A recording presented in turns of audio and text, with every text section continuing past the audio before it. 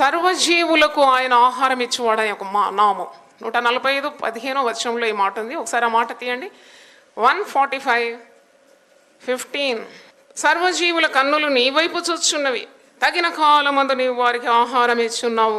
నీవు నీ గుప్పిల్ని విప్పి ప్రతి జీవి కోరికను తృప్తిపరుచున్నావు. దేవునికి స్తోత్రం. మరి దేవుడు కదా, ఆయన సర్వజీవులకు ఆహారం ఇచ్చే దేవుడు. మరి వాక్యంలో ఉంది కదా, ఆయన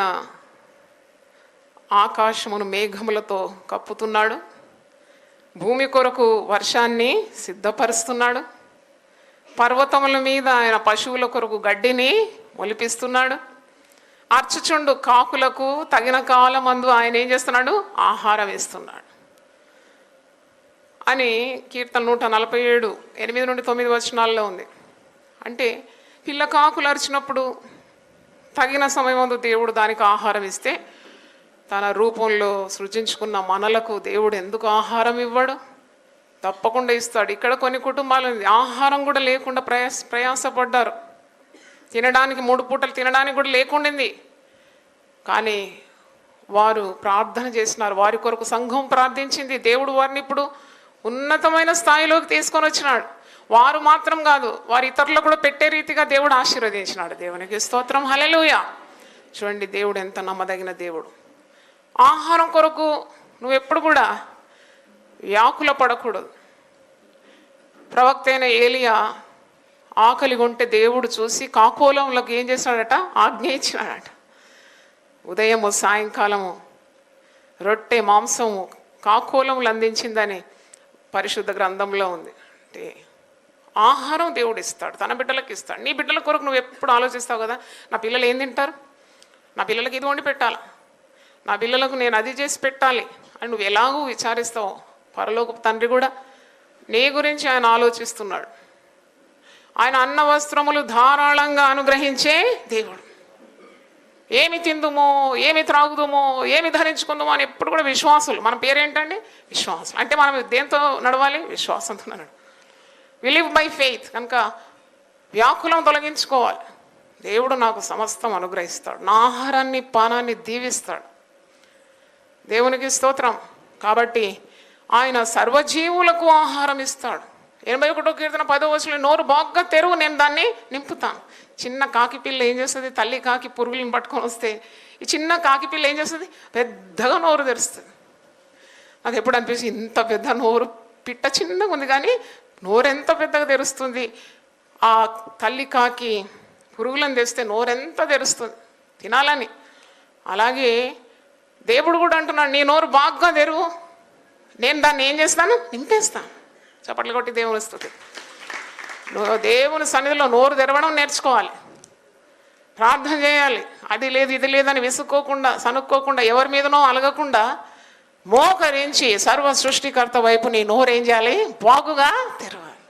దేవుడు దాన్ని నింపేస్తాడు, నీకు ఆహారం ఇస్తాడు. శారీరక కావాల్సిన బలానికి కావాల్సిన ఆహారం ఇస్తాడు, మానసిక ఆరోగ్యానికి కావాల్సిన మరి వాక్యాన్ని నీకు ఇస్తాడు, నింపేస్తాడు. ఆయన సమస్తము నింపే దేవుడు. దేవునికి స్తోత్రం. హల్లెలూయా. కాబట్టి నీవు ఆహారం గురించి విచారించకూడదు. 34వ కీర్తన 10వ వచనంలో దావీదు భక్తుడు, సింహపు పిల్లలు లేమి గలవై ఆకలి కొనను, యెహోవాను ఆశ్రయించే వారికి ఏ మేలు కొదవలేదు. ఏ మేలు కొదవ లేకుండా నిన్ను ఆశీర్వదిస్తాడు. హల్లెలూయా. ఆహారం విషయం ఎప్పుడు చింతించొద్దు, దేవుడు ఇస్తాడు తగిన కాలం. ఆయన సర్వజీవులకు ఆహారం ఇస్తే నీకు తప్పకుండా ఆహారం ఇస్తే. అందుకే ఒక సూత్రం చెప్పినాడు యేసుప్రభు మత్తయి 6:33, మొదట దేవుని రాజ్యము నీతిని వెదుకు, అటుపిమ్మట నీకు కావలసినవన్నీ కూడా ఆయనే అనుగ్రహిస్తాడు అని వాక్యంలో ఉంది. యెషయా గ్రంథం 23:18లో, యెహోవా సన్నిధిని నివసించు వారికి సంతుష్టి ఇచ్చు భోజనమునకును ప్రశస్త వస్త్రములకును ఆ పట్టణపు లాభము ఆధారముగా ఉండును. దేవునికి స్తోత్రం. దేవుని పట్టుకోవాలి అంతే. దేవుని పట్టుకుంటే చాలు, నీకు కావాల్సినవన్నీ ఆయనే ఇస్తాడు. ఏం కొదువు ఉంటుంది నీకు? ఇక్కడ దేవుని సన్నిధిలో ఉండేవారి కంట శ్రేష్టమైన భోజనం, ప్రశస్తమైన వస్త్రాలు దేవుడు ఇస్తాడని యెషయా 23:18లో మనం చూస్తున్నాం. సామెతలు 10:3వ వచనంలో, యెహోవా నీతిమంతుణ్ణి ఆకలి గొననియ్యడు. దేవునికి స్తోత్రం. హల్లెలూయా. తన బిడ్డలు పస్తు ఉండడం దేవుడు ఎప్పుడు కూడా అనుమతించడు. తప్పకుండా వారికి కావలసిన ఆహారం ఇస్తాడు. చాలా అనుమానపడి ఈ ఆహారాన్ని కూర్చుకుంటారు. ధనవంతులు ఏం చేస్తారు? ధనాన్ని ఏం చేస్తారు? కూర్చుకుంటారు. రేపేమవుతుంది, అందుకే ధనం కూర్చుకుంటారు. కానీ పరలోక ప్రార్థనలో యేసు ప్రభు మనకేం నేర్పించినాడు? మా అనుదిన ఆహారము మాకు దయచేయి. చప్పట్లు కొట్టి దేవుని స్తుతి. హల్లెలూయా. అంటే అనుదిన ఆహారం మాకు దయచేయ అంటే దాని అర్థం ఏంటంటే నువ్వు ప్రతి దినము నీ ఆహారం కొరకు దేవుని మీద ఆధారపడాలి. Hallelujah. Every day you have to depend on God for your food. ఆహారం ఇస్తే కూడా దేవుని స్తుతించి అది మింగాలి. ఎందుకంటే దేవుని సెలవు లేకుండా ఎవడు ఆహారం తినే తృప్తిగా ఉండగలడు అని వాక్యంలో ఉంది. ఆయన సెలవు కావాలి కదా, నువ్వు గొంతు నుండి నీ ఆహారం దిగాలంటే కూడా ఆయన అనుమతి కావాలి. కాబట్టి ఇప్పుడు దేవుని స్తుతిస్తూ ప్రార్థన చేస్తూ చింతలు మాని దేవుడిచ్చిన ఆహారం కొరకు దేవునికి వందనాలు చెల్లిస్తూ ఆహారం భుజించాలి. రేపేం తింటాం, ఎల్లుండి ఏం తింటాం అంటే శ్రద్ధ లేని బ్రతుకులు ఉండాలని కాదు దేవుని ఉద్దేశం. కానీ ప్రతిదినం కూడా నీ ఆహారం కొరకు నువ్వు దేవుణ్ణి ఆశ్రయించాలి, దేవుణ్ణి స్తుతించాలి, సంతృప్తి కలిగి బ్రతకాలి. సంతుష్టి సహితమైన దైవభక్తి గొప్ప లాభం అని వాక్యంలో. ఒక ధనవంతుడు సమకూర్చుకున్నాడు కదా, కొట్లు విప్పి మళ్ళా కట్టినాడంట. సంవత్సరం అంతా తినాల్సినది ధాన్యాలన్నీ సమకూర్చుకొని నా ప్రాణమాను తిను త్రాగు తృప్తిగా ఉండు. అప్పుడే దేవుడు అటువంటి వాడిని ఏమంటున్నాడు? వెర్రివాడా, ఈరోజు నీ ప్రాణం పోతే ఇవన్నీ ఎవరి వశం అవుతుంది అంటే ఆయనే కదా నీ ప్రాణమునకు ఆయుస్సునకు మూలమైన వాడు. కనుక నీవు ఆహారము మీద కాదు నీ యొక్క చింత, కానీ సమస్తము ధారాళంగా నీకు అనుగ్రహించి దేవునిపైనే నీకు ధ్యాస ఉండాలి. దేవునికి స్తోత్రం. ఆయన సర్వజీవులకు ఆహారము ఇస్తున్నాడు. దేవునికి తన బిడ్డల్ని ఎప్పుడు పస్తుండనియాడు. మరి ఒక నామం సర్వలోకనాథుడు, the Lord of all earth.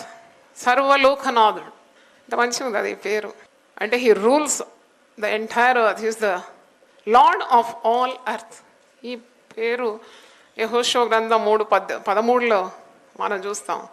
సర్వలోకనాథుడకు యెహోవా నిబంధన మందసమును మోయు యాజకుల అరకాళ్ళు యోర్దాను నీళ్లను ముట్టగానే, యోర్దాను నీళ్లు అనగా ఎగువ నుండి పారు నీళ్లు ఆపబడి ఏకరాశిగా నిల్చు. ఇశ్రాయేలు ప్రజలకు యోర్దాను ఎదురైనప్పుడు వారు అది దాటలేకపోతున్నారు. కానీ దేవుని యొక్క నిబంధన మందసం మోసే యాజకులు వారు ముందు వెళ్తున్నారు. వారి అరికాళ్ళు నీళ్లను తగలగానే యోర్దాను ఏమైపోయిందంట? పాయలైపోయిందంట. దేవునికి స్తోత్రం. హల్లెలూయా. దీంట్లో చాలా ఆత్మీయ అర్థం కూడా నేను అర్థం చేసుకున్నాను ప్రభు సహాయం ద్వారా. ఏంటంటే నిబంధన మందసం మోయడం. దేవుని సేవకులు దేవుని మందసాన్ని మోస్తూ ఉంటారు కదా. మందసంలో దేవుని వాక్యం ఉన్నది, దేవుని ఆజ్ఞలు ఉన్నాయి.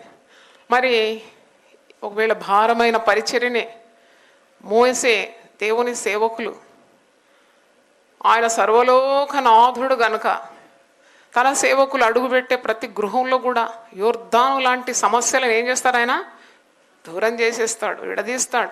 యోర్దాను పాయలైపోయిందని యెహోషువ గ్రంథం 3వ అధ్యాయంలో మనం 13వ వచనంలో చూస్తున్నాం. అంటే సర్వలోకనాథుడు, ఆయన శక్తిగల దేవుడు అన్నమాట. ఆయన అన్నిటి మీద అధికారం ఆధిపత్యం గలవాడు. అందుకే మత్తయి సువార్త 28:18 వచనంలో పరలోకమందును భూలోకమందును నాకు సర్వాధికారము ఇవ్వబడి ఉన్నది. దేవునికి స్తోత్రం. ఆయన సర్వాధికారి, సర్వలోకనాథుడు. కొద్దిగా అధికారం ఉండే వాళ్ళని మనం కలవడానికి వెళ్ళేటప్పుడు ఎన్ని జాగ్రత్తలు తీసుకుంటాం. వారి అధికారం అంత పరిమితంగా ఉంటుంది. నువ్వు ఎక్కువగా ఏదైనా అడిగితే ఇది మా పరిమితుల్లో లేదండి అని అంటారు. కానీ దేవుని సన్నిధికి నువ్వు వచ్చినప్పుడు అన్నీ కూడా ఆయన వశములోనే ఉన్నవి. అన్నిటి మీద కూడా ఆయన నాథుడుగా ఉన్నాడు. దేవునికి స్తోత్రం. ఆయన చేయలేని ఏ కార్యము లేదు అనే విశ్వాసం నీకు ఉండాలి. ఆయన సర్వలోక నాథుడని నీవు ఆయన్ని ఆరాధించాలి. కనుక నీ జీవితంలో ఎదురయ్యే యోర్దాను లాంటి సమస్యలు వచ్చినప్పుడు నీవు భయపడకుండా దేవుణ్ణి ఆశ్రయించాలి. మరి వాక్యంలో మనకు దేవుడు తెలియజేస్తున్నాడు, నువ్వు ఆరాధించేటప్పుడు ఈ నామములు ఎత్తిపట్టి ఆయనను ఆరాధించాలి, స్తుతించాలి. ఆయన నీ కొరకు అన్ని కార్యాలు కూడా చేస్తాడు. అది శక్తిగల దేవుని నామం. యోర్దాను మనకు ఎదురవుతుందంటే దాని అర్థం ఏంటి? ఆనాడు ఇశ్రాయేలు ప్రజలకు యోర్దాను ఎదురైంది. యెహోషువ గ్రంథం 3వ అధ్యాయంలో చూసినప్పుడు వాళ్ళు దేవుడు వాగ్దానం చేసిన కనాను రాజ్యం చేరుకోవాలి, కానీ యోర్దాను పొరలి పారుతుంది. మరి ఎలాగూ దీన్ని దాటగలరు? 3:13 చూడండి. సర్వలోకనాథుడు యెహోవా నిబంధన మందసమును మోయు యాజకుల అరకాళ్ళు యోర్దాను నీళ్లను ముట్టగానే యోర్దాను నీళ్లు అనగా ఎగువ నుండి పారు నీళ్లు ఆపబడి ఏకరాశిగా నిలుచును. కోతకాలమంతా యోర్దాను దాని గట్లన్నిటి మీద పొర్లిపారు. నిబంధన మందసమును మోయి యాజకులు జనులకు ముందు వెళ్ళగా యోర్దాను దాటుటకై జనులు తమ గుడారంలో నుండి బయలుదేరి. అంటే వాళ్ళ సమస్యపోయింది. The problem got solve. యోర్దాను పాయలైపోయింది, వారు నడిచిపోతున్నారు. అంటే మన దినదిన జీవితంలో మనం ఏ విధంగా తీసుకోవాలి కదా? నీ కుటుంబ జీవితంలో, వ్యక్తిగత జీవితంలో కొన్నిసార్లు యోర్దాను దాటాల్సి వస్తుంది. భయం అయిపోతుంది నీకు, ఏ విధంగా యోర్దాన్ని దాటాలి అంటే పరిశుద్ధ గ్రంథంలో ఇలాంటి మరి సందర్భాలన్నీ నువ్వు ధ్యానించినప్పుడు వారికి ఏ విధంగా సర్వలోకనాథుడు సహాయం చేసినాడో నీకు ఎదురుగా ఉన్న యోర్దాను కూడా దేవుడు ఏం చేస్తాడని పాయలుగా చేసి నిన్ను విజయోత్సవంగా ఆయన నడిపిస్తాడు. నువ్వు కోరిన రేవుకు నిన్ను చేరుస్తాడని అర్థం చేసుకోవాలి. ఆయన సర్వలోకనాథుడు. సముద్రం మీద అధికారం ఉంది, నదుల మీద ఆయనకు అధికారం ఉంది, పర్వతాల మీద అధికారం ఉంది, సృష్టి యావత్తు మీద ఆయనకు అధికారము ఉన్నది. అందుకంటే పరలోకంలో నాకు అధికారం ఉంది, భూలోకంలో కూడా నాకు అధికారము ఉన్నది. ఇలాంటి గొప్ప దేవుని మనము ఆరాధిస్తున్నాము అని నీకు జ్ఞానం ఉండాలి. ఎప్పుడు కూడా వ్యసన పడడం కానీ, బాధపడడం కానీ, దుఃఖపడడం కానీ, ఏడవడం కానీ.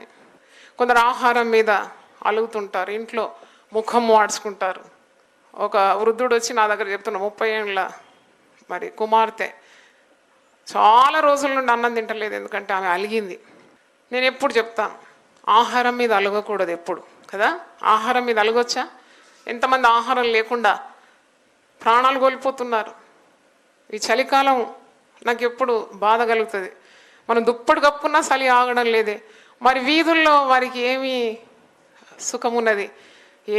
ఆ నీడ లేకుండా ఎంతమంది చలికి చచ్చిపోతున్నారు.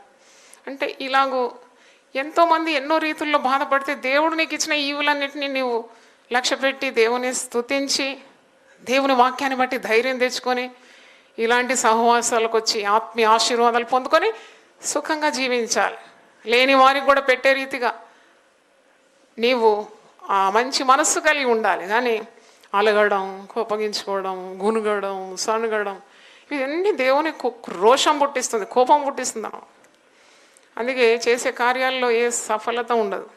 దినదినం క్రిందికే పోతుంటారు కానీ పైకి రారు. ఎందుకంటే వారి మనోభావాలు దేవునికి విరుద్ధంగా ఉంది. ఎప్పుడు అలగకూడదు, ఆల్వేస్ బీ హ్యాపీ. అందుకే పౌలు అంటాడు, మీరు ఆనందించాలి. ఎప్పుడు ఎవరిలో ఆనందించాలి? ప్రభువులో ఆనందం. సమస్తం మనకు అనుగ్రహించే దేవునిలో నీకు ఎప్పుడు ఆనందం ఉండాలి, కానీ అసంతృప్తి ఉండకూడదు. యోర్దాను లాంటి సమస్యలు ఎదురైనా సర్వలోకనాథుడైన దేవుడు నీకు సహాయం చేస్తాడనే గొప్ప విశ్వాసం నువ్వు కలిగి ఉండాలి.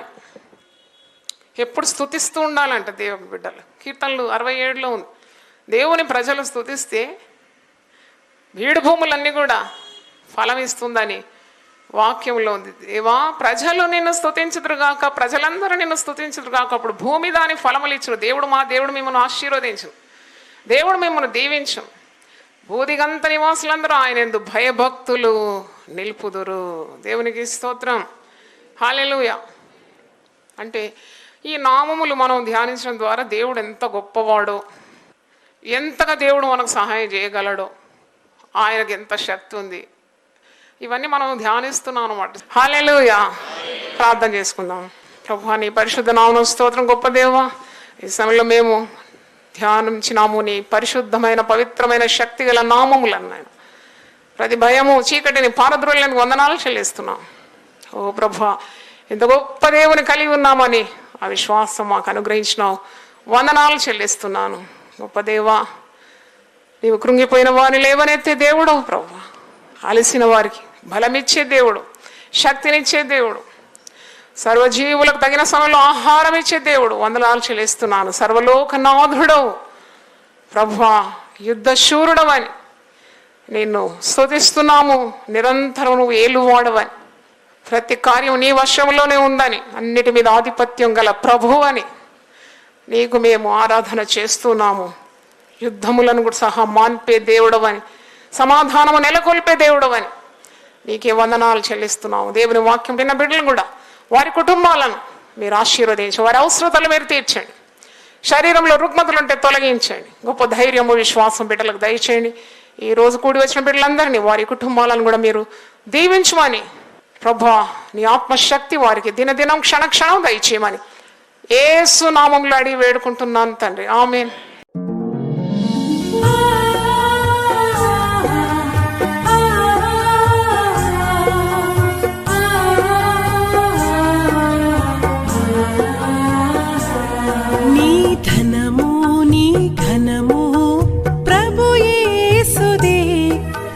దశమా భాగము నీయ వెనుదీతువా. నీ ధనము నీ ఘనము ప్రభు యేసుదే, నీ దశమా భాగము నీయ వెనుదీతువా. ధరలోన ధనధాన్యములనీయగా కరుణించి కాపాడి రక్షింపగా. ధరలోన ధనధాన్యములనీయగా కరుణించి కాపాడి రక్షింపగా. పరలోకనాదుండు నీకీయగా మరి యేసు కొరకీయ వెనుదీతువా.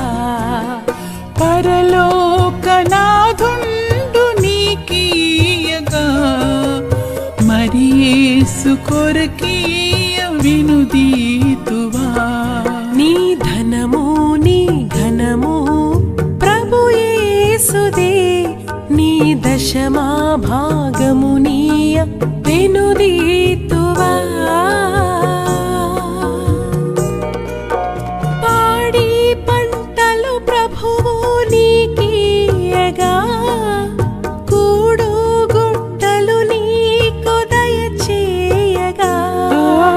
పాడి పంటలు ప్రభు నీకీయగా కూడు గుట్టలు నీకు దయచేయగా. వీడంగ ప్రభు యేసు నామంబును గడువేల ప్రభుకీయను క్రైస్తవా. వేడంగ ప్రభు యేసు నామంబును గడువేల ప్రభుకీయను క్రైస్తవా.